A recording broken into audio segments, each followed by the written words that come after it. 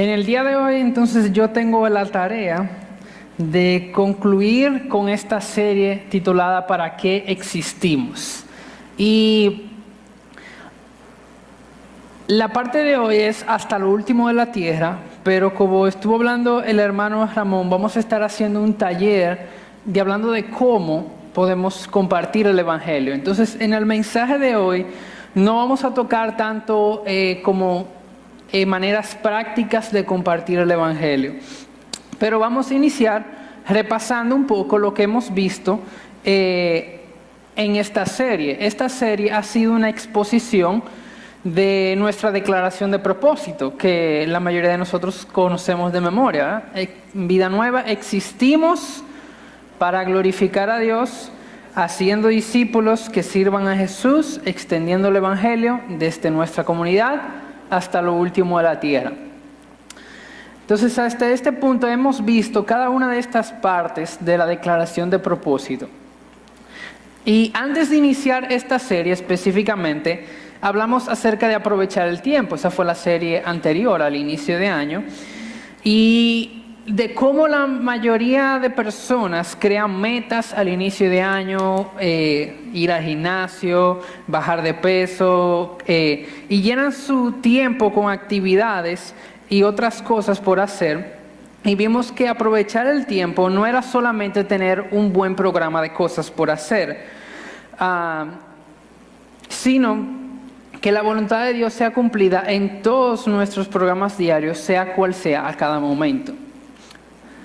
Pero si hacemos lo que hacemos sin un propósito, entonces no tiene sentido.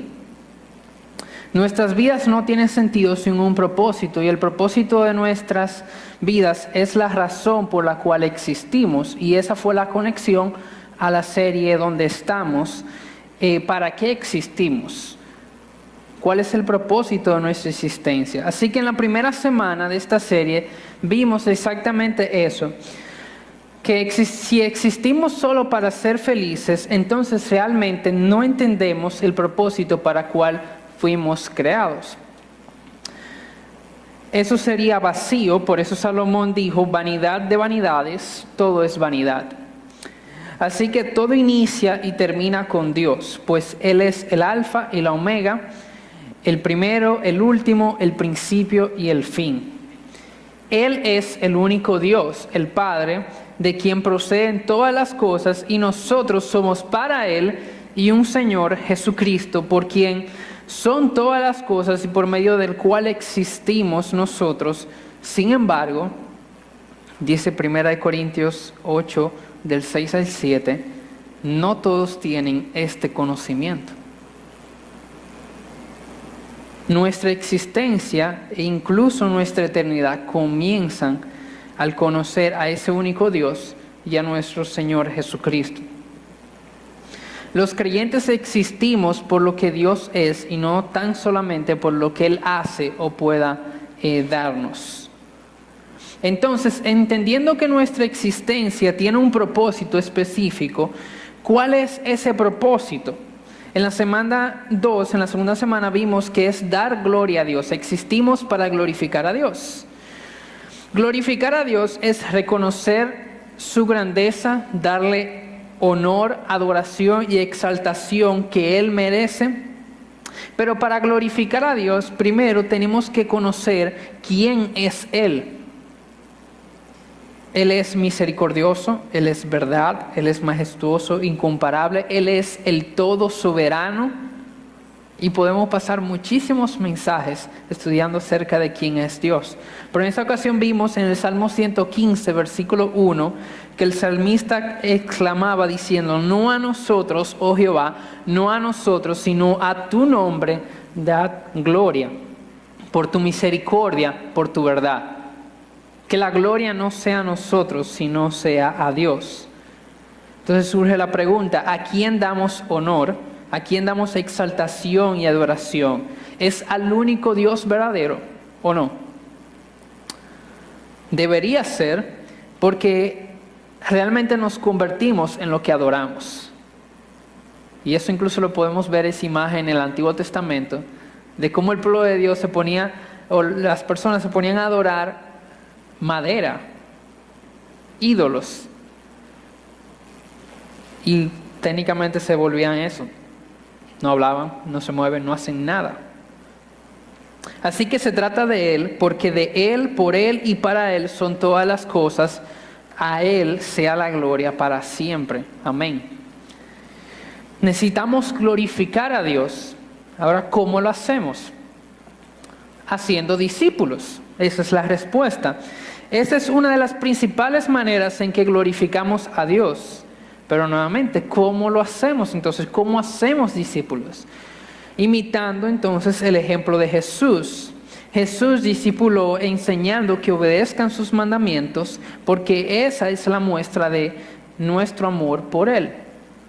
Primera de Juan, capítulo 2, versículos 3 al 6, dice: en esto sabemos que nosotros le conocemos, si guardamos sus mandamientos.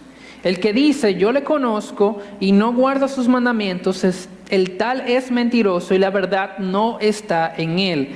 Pero el que guarda su palabra, en este verdaderamente el amor de Dios se ha perfeccionado. Por esto sabemos que estamos en él. El que dice que permanece en él, debe de andar como él anduvo. Entonces no importa, de acuerdo a ese versículo, lo que tú digas, que tú eres hijo de Dios, que tú amas a Dios, si tú no andas como Él anduvo, tú puedes decir lo que tú quieras, pero eso no hace que sea realidad. Y no podemos olvidar algo: un discípulo no vive para sí mismo, sino, en este caso, para Dios. Por eso son discípulos que sirvan a Jesús. Es activo, no es pasivo. No es un discípulo que se queda sentado y ya, sino que actúa. En esa ocasión, en la cuarta semana de esta serie, vimos la parábola de las 10 vírgenes en Lucas 12, aprendiendo que como siervos que sirven a Jesús, debemos vivir con la expectativa de su regreso inminente y trabajar con determinación. Estamos obligados a cumplir con diligencia sus mandamientos hasta que Él regrese o nosotros muramos. Filipenses 3, 12 al 14, Pablo dice: no que lo haya ya alcanzado o que ya haya llegado a ser perfecto, sino que sigo adelante a fin de poder alcanzar aquello por lo cual también fui alcanzado por Cristo Jesús. Hermanos, yo mismo no considero haberlo ya alcanzado, pero una cosa hago, dice Pablo, olvidando lo que queda detrás y extendiéndome lo que está delante, prosigo a la meta para obtener el premio del supremo llamamiento de Dios en Cristo Jesús. Como discípulos que sirven a Jesús, seguimos adelante hacia la meta. ¿Haciendo qué entonces? Eso nos lleva a la quinta semana, haciendo discípulos. El Evangelio significa literalmente buenas noticias o buenas nuevas. Pero para que una noticia sea buena, primero tiene que haber algo malo. Tiene que haber algo malo que hace que eso sea bueno. Vimos que la mala noticia es que todos somos pecadores, hemos pecado y por tanto estamos condenados, separados de Dios, y esa separación es muerte. Humanamente hablando, ninguno de nosotros puede alcanzar el estándar de Dios. Estamos separados, destituidos de la gloria de Dios. No somos santos ni perfectos, pero Jesús sí, y esa es la buena noticia. Romanos 6:23 nos dice que la paga del pecado es muerte, pero a pesar de que es muerte, la condena justa por el pecado, la dádiva, el regalo de Dios es vida eterna en Cristo Jesús, Señor nuestro. Juan 17:3, esta es la vida eterna, que te conozcan a ti, el único Dios verdadero, y a Jesucristo a quien has enviado. Conocer a Dios es la vida eterna. Romanos 5:8 nos dice, pero Dios muestra su amor para con nosotros, en que siendo aún pecadores, a pesar de que nosotros éramos pecadores, enemigos de Dios, Cristo murió por nosotros, obteniendo así la reconciliación. Ese mismo Jesús, el Hijo de Dios que vino al mundo, vivió de una manera perfecta para pagar el precio por nuestros pecados, murió en una cruz derramando la sangre, su sangre preciosa, resucitando el tercer día de entre los muertos con poder, y ahora vive. Ese mismo Jesús es que nos manda a ti y a mí a ser discípulos. Y la semana pasada vimos la parte desde nuestra comunidad, con ejemplos de Jesús sobre lo que es importante en la vida diaria en nuestra comunidad, y lo vimos en 3 parábolas: el siervo infiel, o sea, el siervo fiel e infiel, las vírgenes sensatas e insensatas y los talentos. Estas parábolas no nos dicen cómo obedecer al Señor, o sea, no hay ejemplos tangibles, pero Jesús al final del capítulo 25 conecta esos ejemplos claros con esas parábolas. Y dice en Mateo 25, 37 al 40, Señor, ¿cuándo te vimos hambriento y te sustentamos, o sediento y te dimos de beber? ¿Y cuándo te vimos forastero o extranjero y te acogimos, o desnudo y te cubrimos? ¿O cuándo te vimos enfermo o en la cárcel y vinimos a ti? Y respondiendo el rey les dirá: de cierto os digo que en cuanto lo hicisteis a uno de estos mis hermanos más pequeño, a mí me lo hicisteis. El Evangelio atiende necesidades de las personas. No es solamente una teoría, no es solamente información, es hacer. Jesús habla de obras de misericordia, 6 obras específicamente: dar de comer, beber, ropa, hospitalidad. Todas esas son necesidades, no lujos o caprichos. Y tenemos que hacer una distinción entre ellos. Dios puso estas necesidades en el ser humano para que fueran suplidas. Y no podemos divorciar el Evangelio de las necesidades, porque Jesús mismo no lo hizo. Y Dios nos manda a hacerlo de acuerdo con la capacidad de cada uno, según lo que le ha sido dado de parte de Dios. Entonces no es como, yo no puedo porque yo no tengo, o Dios te está mandando a hacer de acuerdo a tu capacidad.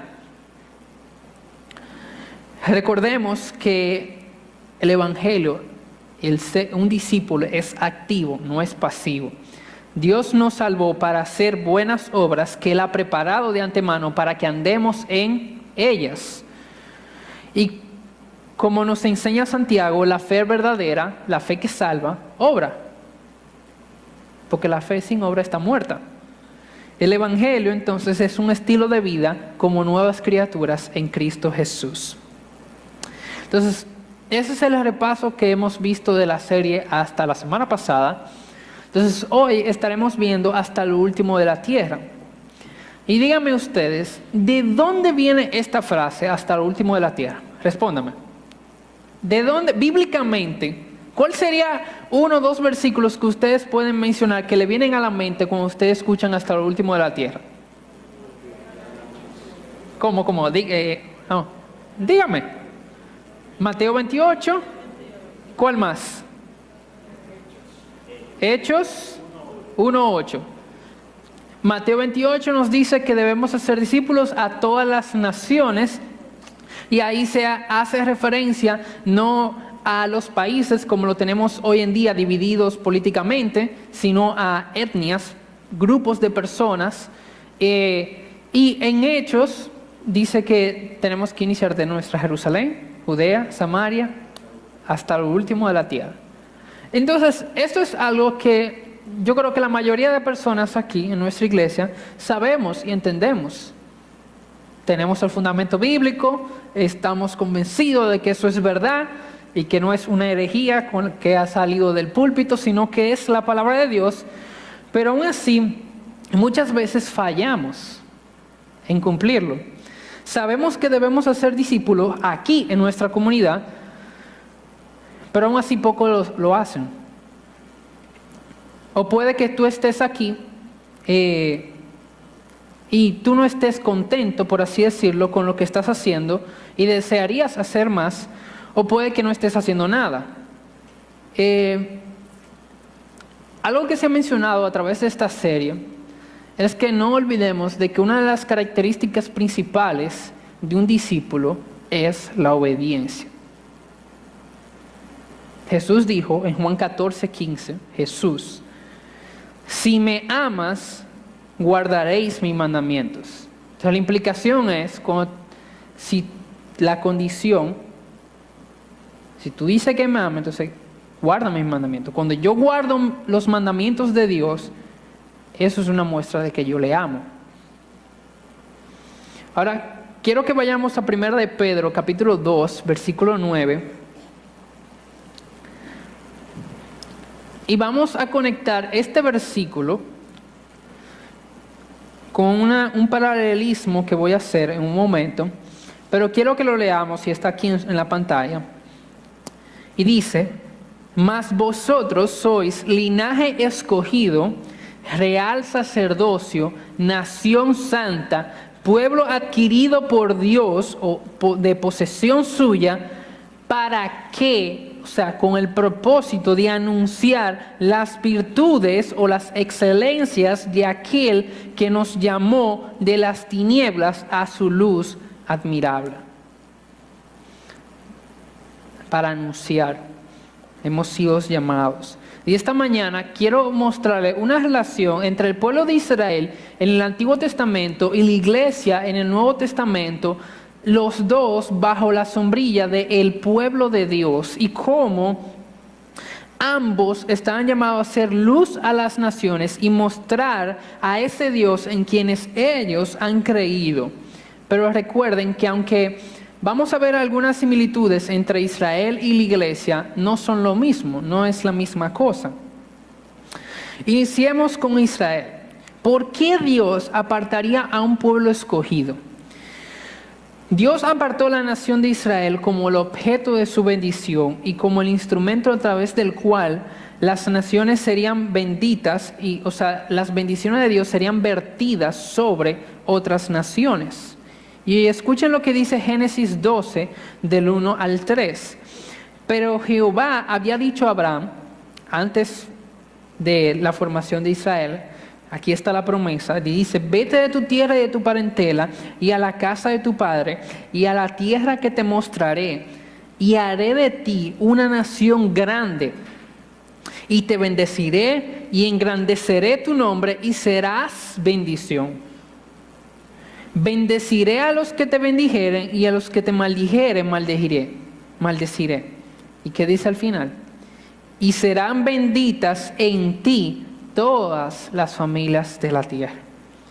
Así que este pueblo de Dios en el Antiguo Testamento eran las personas que debían demostrar el carácter de Dios a otros. O sea, las personas paganas iban a conocer a Dios por ellos. Ellos debían ser santos como Él es santo. Ellos debían ser llenos de gracia como Él es lleno de gracia. Ellos debían cuidar a las viudas, a los huérfanos, a los extranjeros, como una manifestación del cuidado de Dios por los indefensos. Pero oigan lo que dice Deuteronomio 7, versículos 6 al 11. Para que el aire no se nos suba a la cabeza o pensemos más allá de este pueblo de Dios. Dice, porque tú eres pueblo santo, nuevamente, para Jehová tu Dios, no para cualquier cosa. O sea, lo que te hace santo es que eres para Dios. Jehová tu Dios te ha escogido para hacerle un pueblo especial. Y uno podría pensar, oh, wow, yo soy especial. Pero sigan leyendo, dice, más que todos los pueblos que están sobre la tierra. Versículo 7. No por ser vosotros más que todos los pueblos os ha querido Jehová y os ha escogido, pues vosotros erais el más insignificante de todos los pueblos. O sea que Dios lo dice claramente, ustedes no son la gran cosa. Yo los escogí. Y ya. Yo los amé, pero ustedes no son la gran cosa. Sino, versículo 8, por cuanto Jehová os amó y quiso guardar el juramento que juró a vuestros padres, os ha sacado Jehová con mano poderosa y os ha rescatado de servidumbre de la mano de Faraón, rey de Egipto. Conoce pues que Jehová tu Dios es Dios, Dios fiel, y oigan lo que dice después, que guarda el pacto. O podríamos decirlo así, que obedece al pacto. y la misericordia a los que le aman y guardan, obedecen sus mandamientos hasta 1000 generaciones. Y vemos eso en Juan 14. El que me ama guardará mis mandamientos, dijo Jesús. Y Él da el pago en persona al que le aborrece, destruyéndolo, y no demora con el que le odia. En persona le dará el pago. Versículo 11. Guarda, por tanto, obedece los mandamientos, estatutos y decretos que yo te mando hoy que cumplas. Porque Dios lo manda no para que nosotros no olvidemos, que es lo que más comúnmente hacemos, sino para que lo obedezcamos.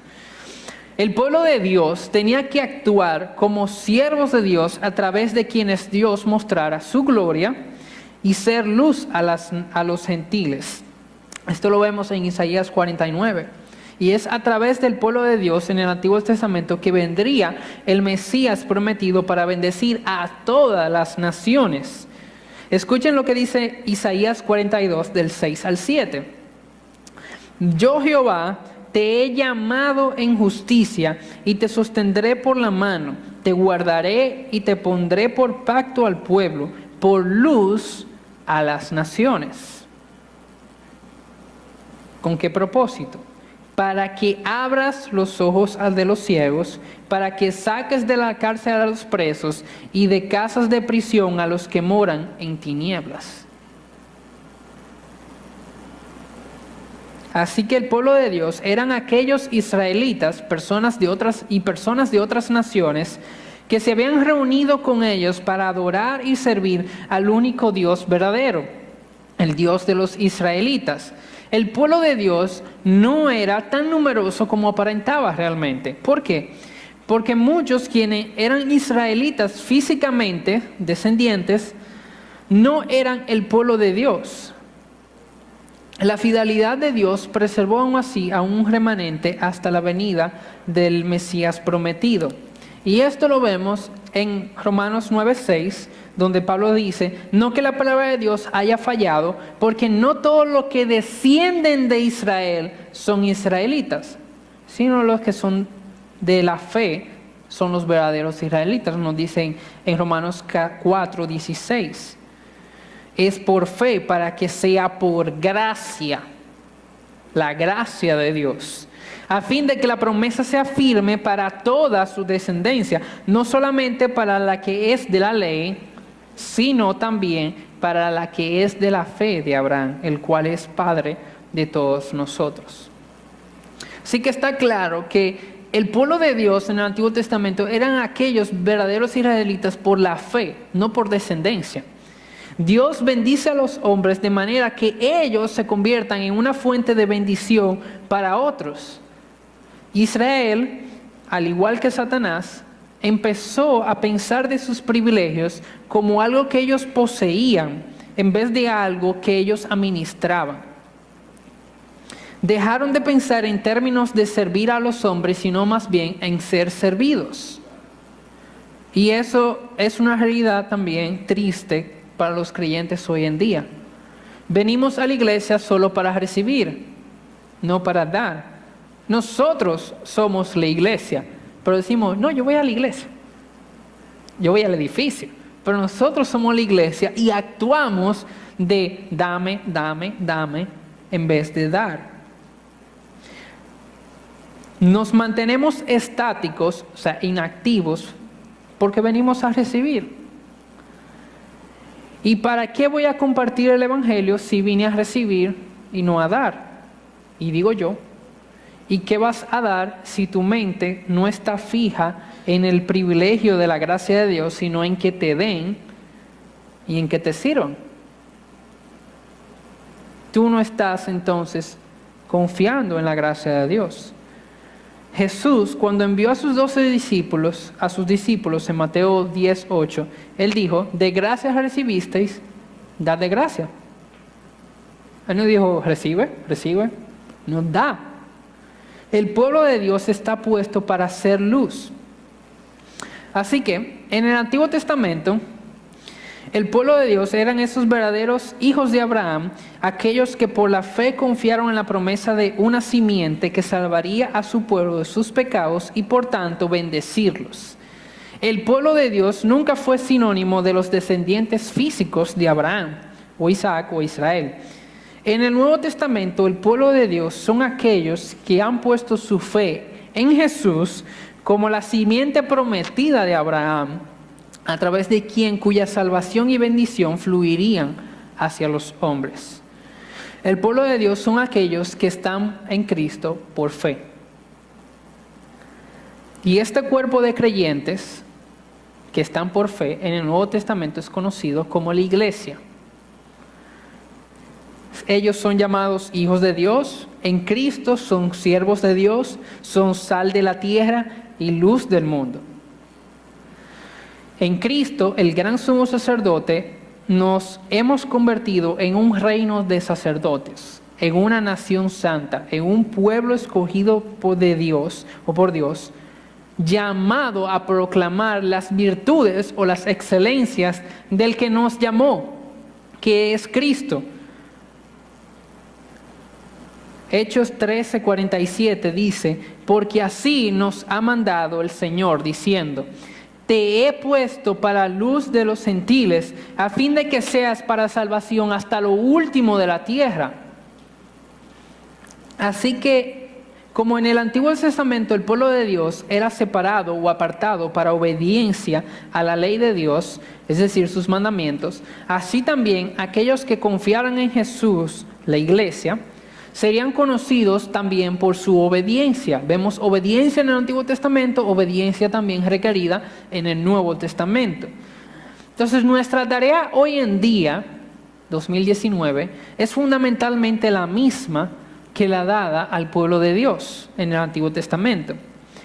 El pueblo de Dios debía ser luz a las naciones.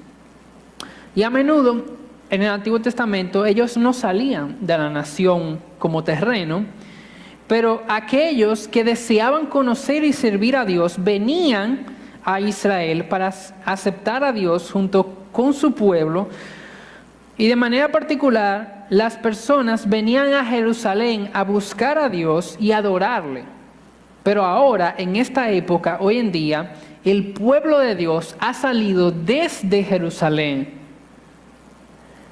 compartiendo lo que el Señor ha hecho. Ha salido del campamento, por así decirlo, como el Señor Jesús mismo lo hizo en Hebreos capítulo 13. A la iglesia no se le mandó que fuera a Jerusalén, se le mandó que saliera desde Jerusalén hasta lo último de la tierra. Y al hacerlo, Dios prometió estar presente con su pueblo.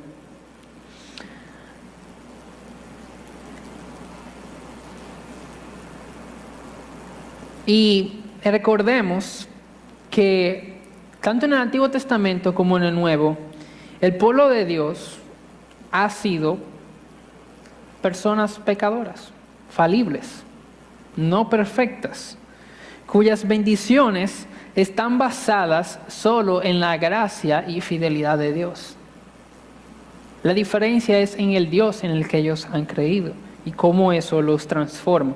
Entonces, ¿cuál fue el resultado de que el pueblo de Dios obedeciera este mandamiento de la Gran Comisión? El resultado de eso es el que el Evangelio ha llegado a nosotros hoy en día. 2000 y pico de años después, y todavía seguimos hablando del poder de Dios para salvar. Ahora, vamos a mirar una panorámica del libro de los Hechos. Y yo quiero que ustedes presten mucha atención porque vamos a avanzar un poquito rápido. Hechos capítulo 1, del versículo 5 al 6, ellos reciben la promesa del Espíritu Santo y el mandato de Jesús, de que ya nosotros conocemos, de ir desde Jerusalén, toda Judea, Samaria y hasta lo último de la tierra. Del versículo 3 en adelante, vemos a los discípulos en Jerusalén, en el aposento alto. Capítulo 2 de Hechos. Vemos el cumplimiento de la promesa y ellos reciben el Espíritu Santo. Del versículo 5 en adelante vemos como hombres piadosos, prudentes, de todas las naciones bajo el cielo, escuchan el primer mensaje de Pedro, cada uno en su propio idioma o en su propia lengua. ¿Y cuál fue el resultado de eso? Versículo 37 al 38 dice: al oír esto, compungidos de corazón, dijeron a Pedro y a los demás apóstoles: hermanos, ¿qué haremos? Y Pedro les dijo: arrepentíos y sed bautizados cada uno de vosotros en el nombre de Jesucristo para perdón de nuestros pecados, y recibiréis el don del Espíritu Santo. Entonces los que habían recibido su palabra, recuerden que eran personas de todas las naciones, fueron bautizados y se añadieron aquel día como 3,000 almas. Capítulo 3. Pedro y Juan están en el templo, sanan a un cojo de nacimiento y predican la palabra ante el pueblo. Pero esto no agradó a los sacerdotes y a los saduceos, por lo que en el capítulo 4 los pusieron en la cárcel. Pero el versículo 4 nos dice: pero muchos de los que habían oído la palabra creyeron, y el número de los varones era como 5,000. Ahora Pedro y Juan se encuentran frente a los gobernadores, los ancianos, los escribas y el sumo sacerdote Anás, Caifás y Juan y Alejandro, y todos los que eran de la familia del sumo sacerdote. Y ellos no estaban bebiéndose un té o algo, no. Ellos estaban dando testimonio de su fe y del milagro que había ocurrido en el nombre de Cristo. Estas personas le amenazaron y lo soltaron. Ahora, noten lo que dice más adelante. Después que lloraran, que lo soltaran y lloraran y regresaran con los otros creyentes, dice: y con gran poder, versículo 33, los apóstoles daban testimonio de la resurrección del Señor Jesús. Ellos acaban de ser azotados y amenazados de que no lo hagan, y ellos siguen. ¿Y qué dice el versículo? Y abundante gracia era sobre todos ellos. Capítulo 5 de Hechos. Y los que creían en el Señor aumentaban más y más, gran número así de hombres como de mujeres, tanto que sacaban los enfermos a las calles y los ponían en camas y lechos, para que al pasar Pedro, al menos su sombra cayese sobre alguno de ellos. Y aún de las ciudades vecinas venían a Jerusalén, trayendo enfermos y atormentados de espíritus inmundos, y todos eran sanados.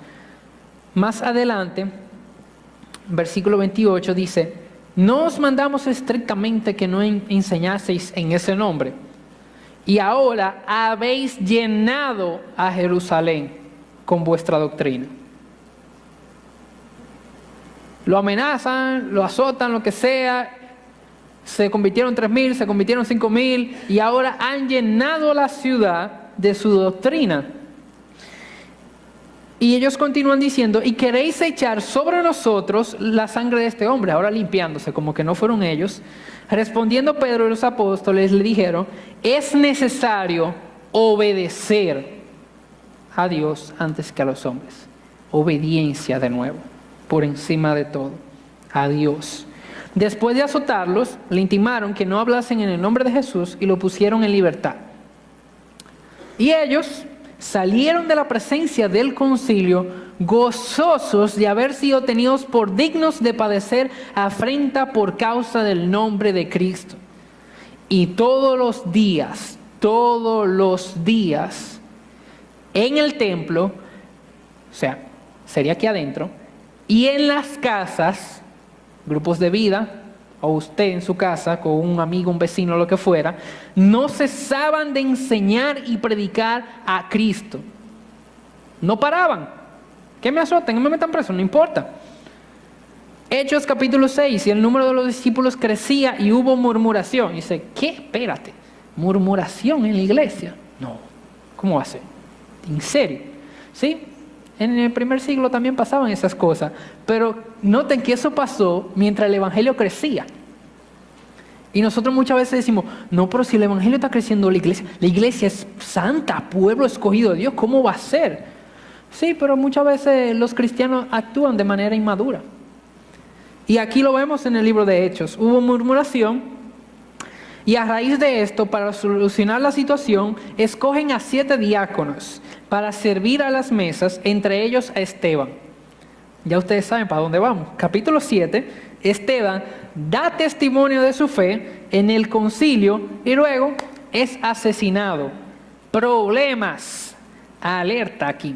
Capítulo 8, versículo 1.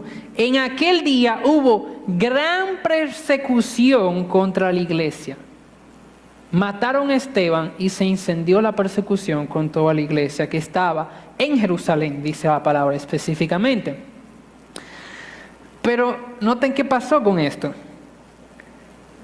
Lo del concilio y todos dijeron, ahora sí es verdad que vamos a acabar con esto, vamos a matarlo y ya. El versículo continúa diciendo, y todos fueron esparcidos por la sierra de Judea y Samaria, a donde Dios le había mandado que fueran, salvo los apóstoles. Y más adelante, versículo 4 dice, los que fueron esparcidos iban por todas partes anunciando el evangelio. O sea, vamos a matarlo para que no anuncien el evangelio. Y dijeron, tú me vas a matar, déjame irme para Judea, déjame irme para Samaria y anunciar lo mismo por lo cual tú me quieres matar. Y ya.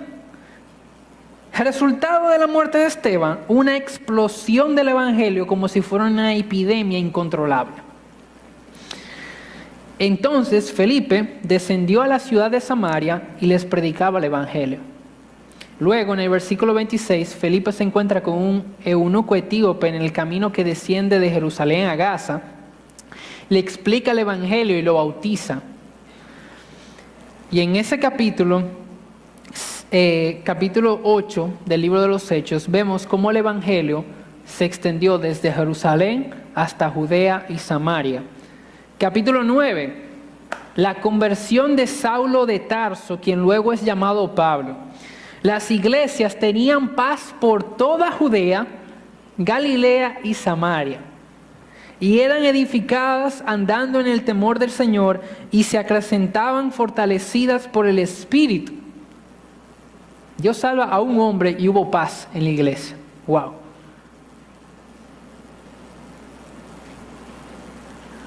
Pero nuevamente especifica Judea y Samaria, a donde Jesús mismo le había mandado en Hechos capítulo 1, versículo 8. Capítulo 10. Pedro comparte el evangelio a gentiles, a Cornelio y su familia, a los cuales llegan a ser salvos. Y una de las frases claves ahí para Pedro fue, lo que Dios limpió, no lo llames tú común. Y a veces nosotros no predicamos el evangelio porque creemos que Dios no puede hacer eso. Dios, salvar a fulano. No, él no merece salvación. Y tú la merecías. No, mira, esa persona es malísima, totalmente inmoral. Entonces tú estás diciendo que el evangelio no es poder de Dios para salvar. Si salvó a un Pablo, puede salvar a cualquiera, al que cree. Capítulo 13 de Hechos, Pablo y Bernabé son apartados y enviados como misioneros a las naciones. A las naciones. ¿Lo ven? El pueblo de Dios, tanto en el Antiguo Testamento como en el Nuevo, está llamado a mostrar a Dios desde donde ellos están y a las otras naciones. Así que el evangelio no tiene barreras económicas o de clases sociales o de idiomas o culturales o de cualquier tipo que tú quieras poner. El evangelio es poder de Dios para salvar a todo aquel que cree. Por simple que pueda sonar, es así y también es complicado. Hay cosas profundas del evangelio, pero hay cosas que realmente son simples. Es creer, descansar en esa gracia de Dios. Entonces, ¿por qué no compartimos el evangelio? ¿Por qué la gran comisión se ha vuelto la gran omisión, donde yo no voy a hacer nada? ¿Cuáles son algunas barreras, obstáculos o excusas que ponemos?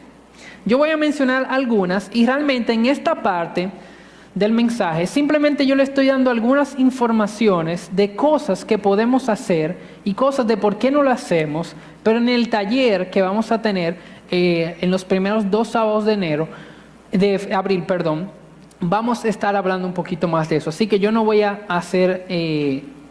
no voy a abundar mucho sobre eso.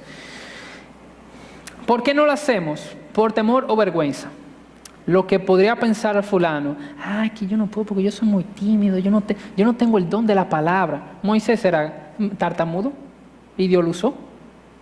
Dios usó una burra con Balaam. Entonces Dios puede usar cualquiera. Entonces, temor. Entonces tú estás temiendo más a esa persona que a Dios, que puede dar vida y quitar vida. Por pereza, vagos. ¿Cuántas veces Dios habla de que tenemos que ser diligentes? Y simplemente como, no, yo no puedo, yo no tengo tiempo. Entonces Dios que creó el tiempo, tú no tienes tiempo para hacer eso. Ok. Necedad, somos tercos. Y miren, yo me estoy predicando a mí mismo también. Necedad, somos tercos. ¿Por qué? Porque eso es lo que se nos mandó a hacer y no lo hacemos. Sabemos lo que tenemos que hacer. Y nosotros nos quejamos de otras personas cuando hacen eso. Principalmente con niños. Dice, pero yo te dije que hiciera tal cosa y tú no lo haces. Y Dios estaría diciendo como, y yo también y tú no lo haces. Entonces, orgullo, pecado en nuestras vidas. Esa parte yo creo que muchas veces cuando nosotros comenzamos a desconectarnos del Evangelio y olvidamos que el Evangelio es Dios tomando personas pecadoras, imperfectas y usándolas, limpiándolas por la sangre de Cristo, transformándolas, conformándolas a su imagen. Pero es un proceso de santificación, no de perfección. Habrá perfección, pero estamos en un proceso de santificación. Y la mentira aquí es que, bueno, yo pequé, Dios no puede usarme. ¿Qué te dice la Biblia cuando tú pecas? ¿Qué es lo que tú debes hacer? Sentarte en un rincón, decir, Dios no me puede usar. Decir, pastor, ya yo no puedo servir en bienvenida porque yo pequé. ¿Eso es lo que te dice la Biblia? Arrepiéntete. Si confesamos nuestro pecado, Dios es fiel y justo para perdonar. Arrepiéntete. Otra es, no nos sentimos cómodos. En serio. ¿Tú no te sientes cómodo compartiendo el Evangelio que te salvó? Y por eso tú no lo haces. O falta de preparación. Y mi pregunta ahí sería, si tú no te sientes preparado para compartir el Evangelio, entonces, ¿en qué tú has creído? Porque eso es lo que tú debes compartir. Y si tú no te sientes preparado, bueno, en algunas semanas vamos a tener un taller para eso, para que no haya excusa. Nuestra tarea no es convencer a las personas, es obedecer en compartir la misión de Dios, compartir el Evangelio. Y ahí es que muchas veces luchamos. Nosotros queremos convencer a la persona, queremos ganar la discusión, pero ese es el trabajo del Espíritu Santo. Simplemente comparte lo que Dios ha hecho, comparte su palabra. Debemos compartir la palabra de Dios sin importar mi experiencia o lo que yo piense o lo que yo siente. Es en la Biblia que está el poder de Dios para salvar a todo aquel que cree. Yo debo de obedecerla. Entonces, ¿cómo lo hacemos? Si yo tengo que llevar el Evangelio, ¿cómo lo hago? Bueno, tú lo haces yendo, enviando personas y orando. Pero si tú no estás haciendo nada en tu Jerusalén, es muy probable que tú no vas a hacer nada hasta lo último de la tierra. Ahora, ¿cuáles son algunas herramientas o formas de llevar el Evangelio? Brevemente, con estudios bíblicos o compartiendo simplemente de tu devocional, de lo que tú estás aprendiendo de la palabra de Dios. Y eso es algo muy común que yo hago. Hasta por WhatsApp, yo recuerdo con compañeros de la universidad. Y yo, hey, mira, yo estuve leyendo hoy y aprendí esto de la Biblia. Me dejaban en visto, gran cosa, pero le compartí y lo leyeron. Sí, por eso lo mandaba una nota de voz, entonces lo escucharon.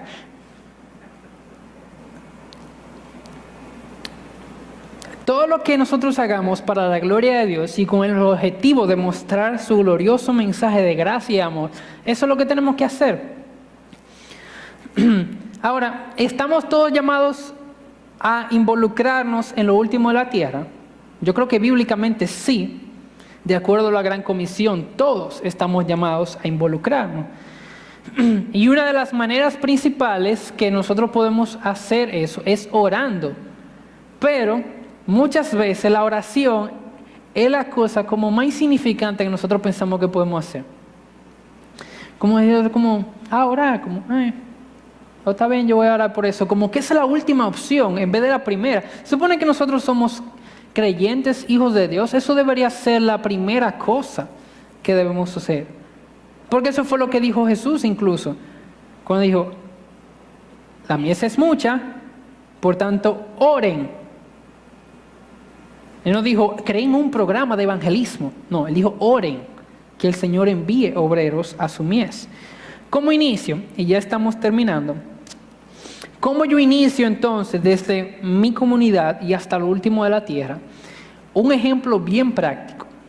Allá en el fondo nosotros tenemos un precioso mural donde ponemos informaciones, y la mayoría de las informaciones que están ahí no es solamente el horario de los voluntarios, es también acerca de misiones. Entonces, una de las formas es ir allá atrás, recolectar información sobre nuestros misioneros y otros proyectos que tenemos, como Open Doors y así, y orar por ellos. Pero también escribirles, conversar con ellos, llegar a conocerles, conocer sus necesidades. O también tú puedes involucrarte en lo que ya estamos haciendo, en algunos proyectos, como Mini Pevi en Guazumal, o Mi App con los niños allá al estudio bíblico en Guazumal. Hay muchísimas formas en las que tú te puedes involucrar. En Proyecto Mañana, Matt Breihoff tiene un grupo de jóvenes con mucha energía. Sí, que si usted dice, Matt, yo quiero ayudarte, él no se va a poner bravo por eso. También aquí los sábados con el grupo de jóvenes. O también con la familia Melugin. Pueden acercarse aquí y hablar con él. Hey, ¿en qué te puedo ayudar? Ok, tú vas a salir esta semana. ¿Qué yo puedo estar orando mientras tú estás allá? Y que tú sepas que yo estoy orando por ti. Esas son maneras en que podemos hacerlo. De hablar de las misericordias de Dios con tu familia, con tus amigos, con tus compañeros de trabajo. Hablando sobre las buenas nuevas de salvación, sobre lo que Dios está haciendo hoy en día. Y por un lado, como mencionó José Luis ahorita, esto podría parecer una tarea imposible, misión imposible. Pero no es así, por dos razones. Uno, Dios no nos mandaría a hacer algo que nosotros no podemos hacer, no tendría sentido, al menos que, número dos, Él nos capacite para hacerlo. ¿Y qué fue lo que dijo Jesús en Mateo 28? Yo estoy con vosotros todos los días, hasta el fin del mundo. Eso es excelente, pero el versículo 18 te dice que toda potestad es de Él, y en base a eso es que Él te envía. Entonces, Él no solamente te está enviando, Él te está capacitando para eso. Entonces, ¿por qué la gran comisión se ha vuelto gran omisión? Yo diría que se resume en obediencia, o más bien desobediencia. No queremos hacer la voluntad de Dios, sino la nuestra. Quiero advertirles que al igual que el pueblo de Dios en el Antiguo Testamento, muchos podrían profesar fe o aparentar ser parte del pueblo de Dios, pero realmente no lo son. Como mencioné ahorita, el pueblo de Dios realmente es más pequeño de lo que aparenta. Jesús mismo habló de eso. Él dijo que hay una puerta ancha que lleva a la perdición y una puerta estrecha que lleva a salvación. La puerta estrecha no es porque hay mucha gente, es porque son pocos. Pablo también nos recuerda que mientras muchos experimentaron la gracia de Dios y sus bendiciones al salir de Egipto, solo en algunos pocos se complació Dios. En 1 Corintios capítulo 10. hoy en día hay muchos que piensan que son parte del pueblo de Dios. Muchos son los que se autoengañan. Pero recordemos que la manera de entrar en el privilegio de ser hijos de Dios no es en base a mi descendencia, no a mis obras, sino únicamente en base a la provisión de Dios por medio de Cristo Jesús. La pregunta sería, ¿eres tú uno de esos pocos privilegiados que entran por la puerta estrecha o no? ¿Eres uno de esos pocos o eres uno de esos que cree erróneamente que es parte del pueblo de Dios y se está engañando a sí mismo? Podemos decir que no obedecemos la gran comisión porque estamos centrados más en nosotros mismos que en Dios y en su voluntad, en su misión. Estamos más preocupados por nuestro bienestar, por nuestro crecimiento espiritual, entre otras cosas. Estamos más enfocados en nosotros y no en Dios. Pasamos tiempo alrededor de cosas de Dios, pero parece que no le conocemos o por lo menos actuamos de esa manera. Porque si le conociéramos como Él se ha revelado en la Biblia, entonces estaríamos convencidos de que quedarnos estáticos no es una opción. Y aún más estaríamos convencidos de la urgencia de ese glorioso mensaje de salvación, al punto de que mi propia vida es basura, como dijo Pablo, comparada con la meta suprema y el llamamiento que tenemos de ser luz a las naciones y estar con nuestro Salvador Jesucristo. Hermanos, seamos humildes en nuestro llamado como pueblo de Dios. No nos creamos la gran cosa con eso, sino vivamos a la altura de ese llamamiento.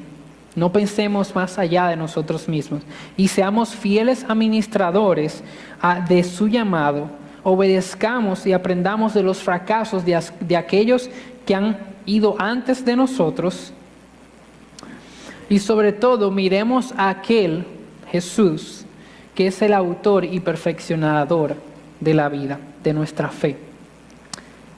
Reconozcamos nuestros pecados, elevémoslos a Dios en arrepentimiento. Si yo sé que estoy fallando en hacer discípulo, arrepiéntete, pero recuerda que arrepentimiento significa un cambio. Tú no puedes arrepentirte y seguir haciendo lo mismo. El Evangelio debe ser compartido. Inicia donde tú estás o continúa con lo que estás haciendo. De manera que actuemos en obediencia a su llamado, llevando fruto y mostrando así que somos sus discípulos. Oremos. Padre Celestial, te damos gracias porque podemos venir a ti por medio de Cristo Jesús, nuestro Salvador y tu amado Hijo. Oh Dios, y tú nos has dejado una tarea de hacer discípulos desde donde estamos en nuestra comunidad y hasta lo último de la tierra, pero esta tarea no es una tarea imposible, es posible porque tú mismo nos has capacitado para lograrla, nos has dado las herramientas para hacerlo. Ayúdanos, Señor, a arrepentirnos de nuestros pecados, sea cual sea, y clamar a ti en obediencia a tu mandamiento desde nuestra Jerusalén aquí en el Dorado primero y hasta lo último de la tierra, llevando fruto y demostrando así que somos tus discípulos. Y si hay alguna persona que no te conoce como Señor y Salvador, si hay alguna persona que no entiende de qué estamos hablando y de esta delicia de este mensaje de salvación, estas buenas noticias, que hoy es el día que puede rendirse ante ti, puede venir ante cualquiera de los diáconos y se le mostrará el Evangelio, se le explicará en base a tu palabra de qué hemos estado hablando y que necesita creer para ser salvo. Ayúdanos a vivir conforme a tu gloriosa verdad. En Cristo Jesús te lo pedimos. Amén. Dios le bendiga.